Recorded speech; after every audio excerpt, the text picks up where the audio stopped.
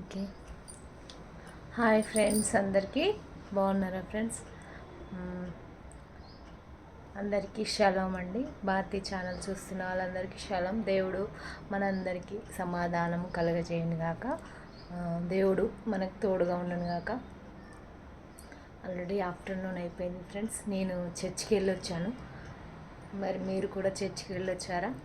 వెళ్ళలేని వాళ్ళు ఉంటే ఇంకా సమయం మించిపోలేదు, ఇంకా సమయం ఉన్నది కాబట్టి అందరూ మందిరానికి వెళ్ళండి. దేవుని బిడ్డలు ప్రతి ఒక్కరు కూడా దేవుని సన్నిధికి వెళ్ళి ఆశీర్వాదాలు పొందుకోండి. ఈ వారం అంతటికి కావాల్సిన ఆశీర్వాదాలు మనం పొందుకోవాలి కదా ఫ్రెండ్స్. కాబట్టి తప్పకుండా వెళ్ళాలి. మనము ప్రతి పాపము ఈ వారం అంతా అబద్ధమో చూపుతోనో మాటతోనో ఏదో ఒక తప్పిదం చేసి ఉంటాం కదా. మరి వాటన్నిటినీ దేవుని సన్నిధిలో ఒప్పుకొని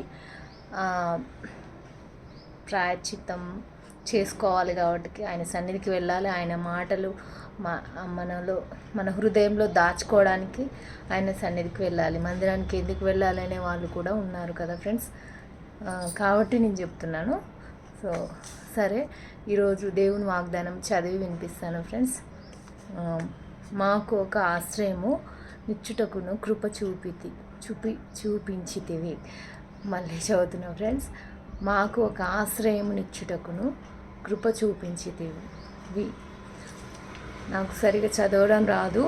ఫస్ట్ నుంచి నా వీడియోలు చూసే వాళ్ళందరికీ తెలుసు. అలాగని వీడియో తీస్తున్నానంటే అన్నీ పర్ఫెక్ట్ అయి ఉంటారని కాదు. దేవుని మహిమపరచడానికి మాత్రం క్రైస్తవ బిడ్డలు వీడియో చేస్తుంటారు. అన్నీ పర్ఫెక్ట్ అయి ఉండరు. అందరూ అంటే ఫాస్టర్స్ వాళ్ళందరూ దేవుని చేత అభిషేకించబడిన వాళ్ళు కాబట్టి వాళ్ళకి అన్నీ పర్ఫెక్ట్ ఉంటాయి. దేవుని సాక్షిగా ఉండాలి, దేవుని మహిమపరచాలని అనుకుంటున్న వాళ్ళు నేను ఒకదాన్ని ఫ్రెండ్స్. కాబట్టి నాకు చదవడం వినిపించడం అంత పర్ఫెక్ట్గా రాదు. దయచేసి క్షమించండి. దేవుడు ప్రతిరోజు మీతో మాట్లాడడం ద్వారా దేవుడు మంచి జ్ఞానాన్ని మరి ఇవ్వాలని నేను కోరుకుంటున్నా ఫ్రెండ్స్. ఈ దినం ఎంత మరి ఆశీర్వాదకరంగా ఉండాలని అయితే కోరుకుంటున్నాను. భారతి ఛానల్ చూస్తున్న వాళ్ళందరికీ చాలా ధన్యవాదాలండి.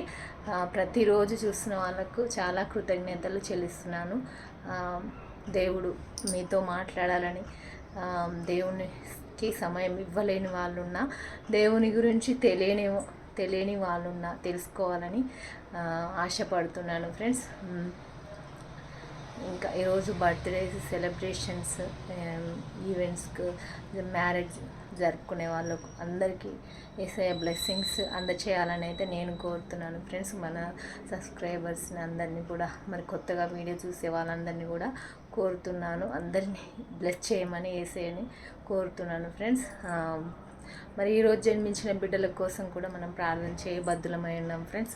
ప్రార్థన చేద్దాము. ప్రతిరోజు జన్మించే బిడ్డల కోసం మనమైతే ప్రార్థన చేయాలి. మనమైతే సజీవ లెక్కలో ఉన్నాము. మరి మనకంటే చిన్నవాళ్ళు, పెద్దవాళ్ళు ఎంతోమంది ఆల్రెడీ మరణించి ఉన్నారు. మనమైతే సజీవ లెక్కలో ఉన్నాం. మరి జన్మించే బిడ్డలకు కూడా మరి దేవుడు తోడుగా ఉండాలని వారిని ఆయన చిత్తంలో వాడుకోవాలి కదా ఫ్రెండ్స్. సాతాను ఒడిలో పడిపోవద్దు. అందుకోసం నేను ప్రతిరోజు చెప్తుంటాను ఫ్రెండ్స్. జన్మించిన బిడ్డల కోసం మనం ప్రార్థన చేయబద్దులమై ఉన్నాము. ప్రార్థన చేయి వారిలో మొదటిగా మనం ఉందాము. మరి ఆయనకు నచ్చిన పనిని చేద్దాము. ప్రతి దానికోసం దేవుణ్ణి అడగడం ఆయనకు ఎంతో ఇష్టం కదా ఫ్రెండ్స్. కాబట్టి మరి మనం దేని గురించి అడుగుతామో అది ఆయనకు అడిగింది మహిమకరంగా ఉండాలి. అలాగనమాట. ఇంకేం మర్చిపోతున్నాను ఫ్రెండ్స్, నేను మర్చిపోతున్నాను చెప్పడము.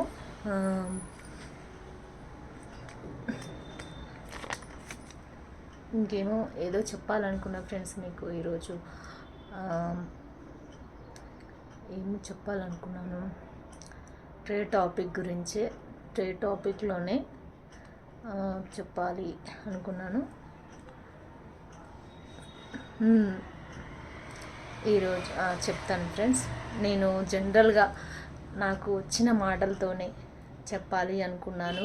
అసలు నా పాత వీడియోస్లో అన్నిట్లో కూడా నేను రీల్స్ చేశాను, టిక్టాక్ చేశాను, మరి మోజ్ చేశాను. పాత యాప్స్ ఏమి ఉన్నాయో ఇప్పుడు కూడా నడుస్తున్నాయి, రన్ అవుతున్నాయి కదా. మా పాపతో చేయించడం, నేను చేయడం అన్నీ లోకానుసారంగా చేశాను.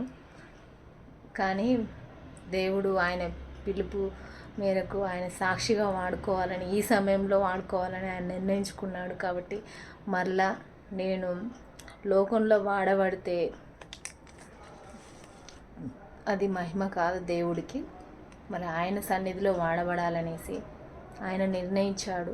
ఈ సమయం ఆయన నిమిత్తము ఆయన మరలా లోకంలో వాడబడే నన్ను వ్యర్థమైన సమయం అంతా నేను గడిపాను ఫ్రెండ్స్. గడిచిన కాలంలో అసలు ఎందుకు చేశాను ప్రభా, ఎందుకు నీ సన్నిధి దూరం అయ్యాను అనేసి చాలా పశ్చాత్తాపడతాను. ఇప్పుడైతే బైబిల్ని చదవకపోవడము, మరి దేవునికి ప్రార్థనలో ఎక్కువ గడవకపోవడము, మందిరానికి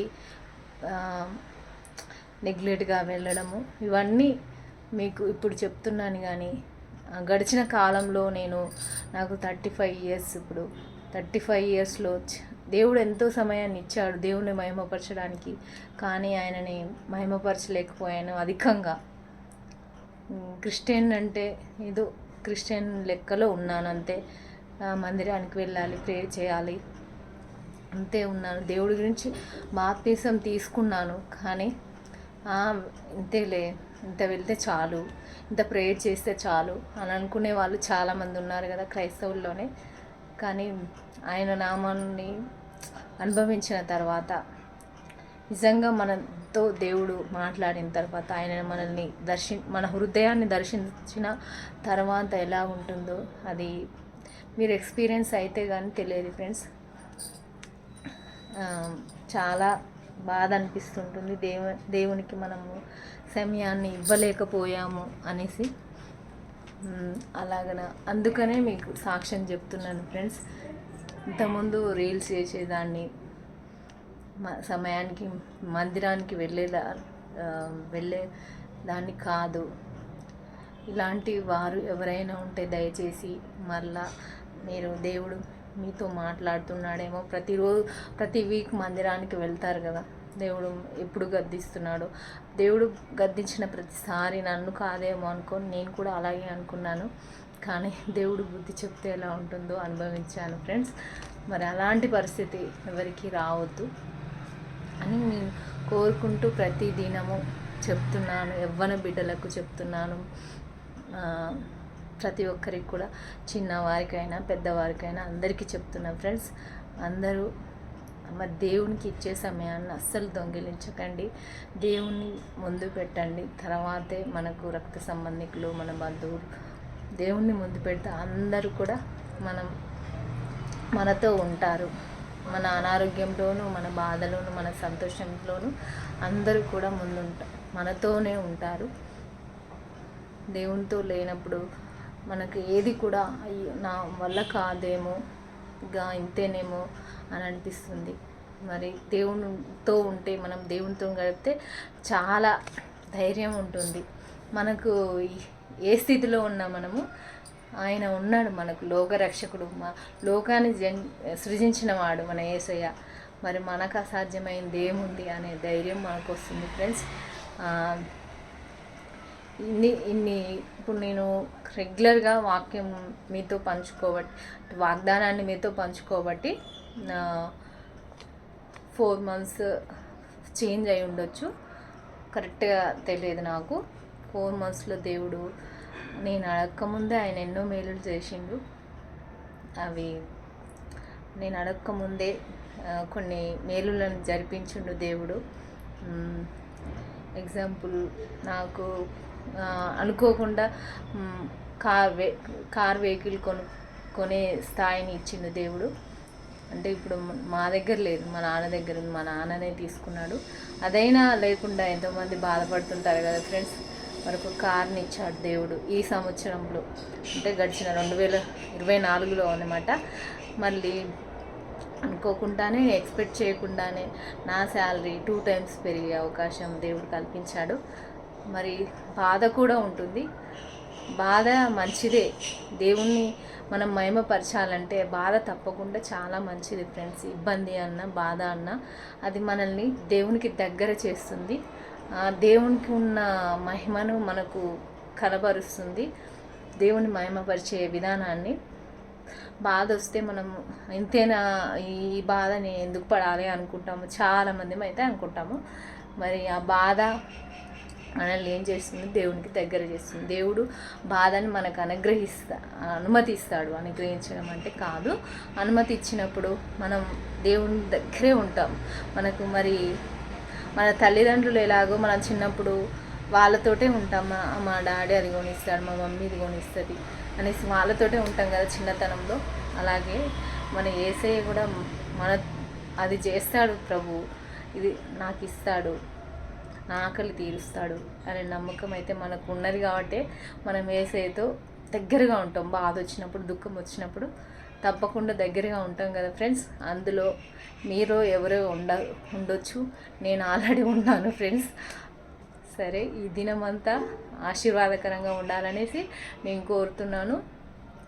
మళ్ళీ ఈ వీక్ అంతా కూడా యేసయ్య మనల్ని ముందుకు నడిపించాలని అయితే కోరుకుందాము. ఆయన చిత్తం ఎట్లుందో ప్రకృతి విషయంలో, మనుషుల విషయంలో ఆయన నెరవేర్చాలని అయితే మనం కోరుకుందాం friends. Okay friends, god bless you అండి అందరికీ. మీ భారతీ ఛానల్. Bye friends.